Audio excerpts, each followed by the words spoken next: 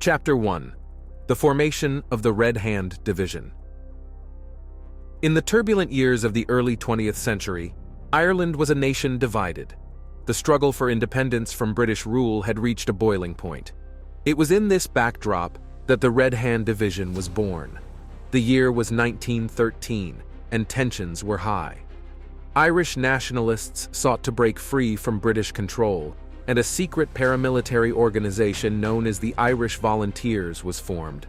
Among its ranks was a group of fiery young men and women from Belfast who believed in the cause of Irish freedom. They became known as the Red Hand Division, named after the ancient symbol of Ulster. Chapter 2. The Easter Rising. As World War I raged on in 1916, the Red Hand Division, led by their charismatic commander Liam O'Connor, saw an opportunity.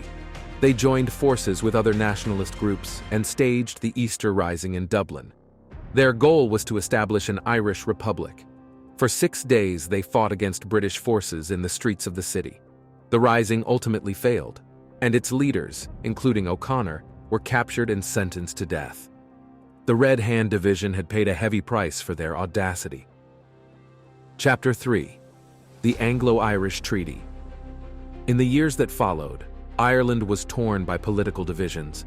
Some sought a peaceful settlement with Britain, while others, like the Red Hand Division, remained committed to the armed struggle. In 1921, the Anglo-Irish Treaty was signed, leading to the establishment of the Irish Free State, but also causing a bitter split among nationalists. O'Connor and his loyal Red Hand Division refused to accept the treaty's terms, believing it fell short of true independence. They retreated to the hills of Ulster, continuing their fight against British forces. Chapter 4. Guerrilla Warfare. The Red Hand Division became masters of guerrilla warfare.